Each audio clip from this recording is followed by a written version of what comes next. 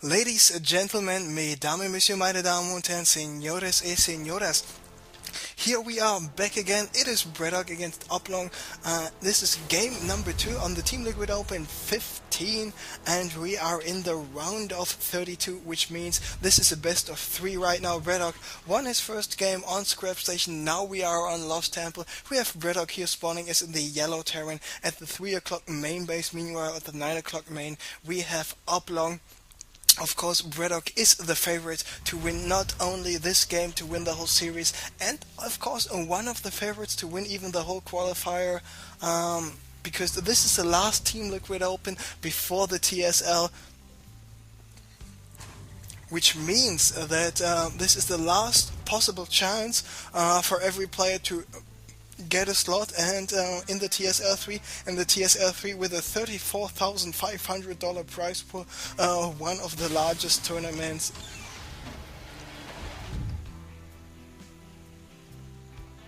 in the first quarter of this year, beside from the GSL.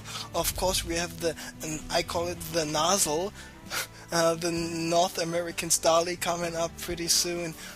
We got the GSL and even FX Open esports with a really nice announcement. They want to go for a GSL like, speaking of the amount of prize money tournament. So a lot of good things will happen in the future for the Western and the English speaking ST2 community, even though just watching GSL with Tasteless Natosis is so awesome. Best bucks I have ever spent in my life. Anyway, let's focus a little bit more on this game right now to see what is going on. So Braddock once again going for the fast factory, and looks like he will go for the 1-1-1. We see Oblong will go for the 1-1-1 as well. And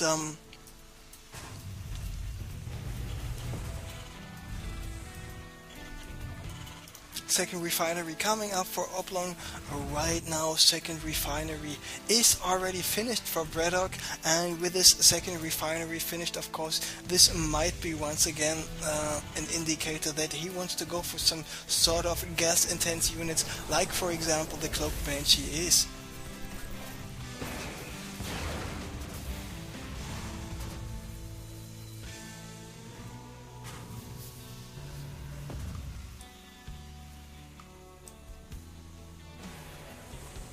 And this time Oblong does not decide to go for any fast Vikings etc. like he did in the last game. He wants to go for some Blue Flame Hellions, and this is really smart. As soon as those Blue Flame Hellions come out of the factory, directly rally those Hellions far away so they will not be spotted, because if you spot this attack lab on this factory, it just means, it can mean two things.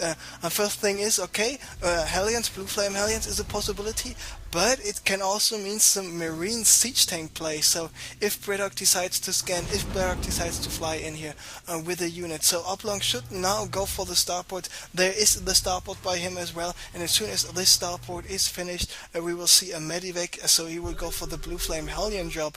And what is more and more common is not only dropping with the Blue Flame Hellions, but having 3 or 4 Blue Flame Hellions and 8 Marines in the mix there as well, because if you have the Marines able to tank some damage, your Blue Flame Hellions will be so much more effective. Best example is, for example, the today's GSL games. So if you did not watch today's GSL games, I only watched the first part, but it is absolutely worth watching. I will not spoil any results, don't worry, but it's absolutely worth watching.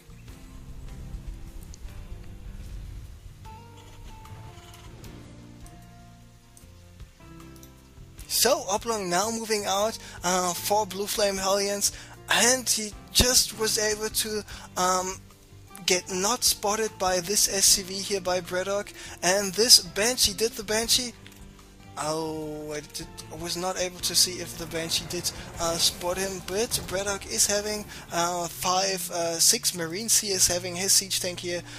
He's having his scouting supply depots here, so he's completely ready to what's coming ahead of him right now.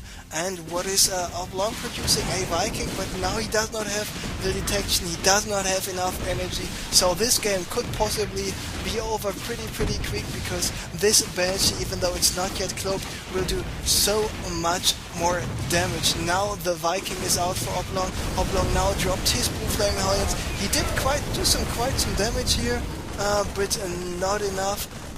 Oh, what about the Viking? The Viking was there. Braddock just cloaked his Banshee, and like I said, this game is basically over. Oblong GGing out of the game, Braddock taking game number 2 here right away. So congrats to Braddock, and he was able to get to the round of 16. There was only one small point in the game where he was playing against Gogol, this really nice PvT where he lost his complete army, and Gogol still had 13 Phoenixes and 7 Colossi left over, and then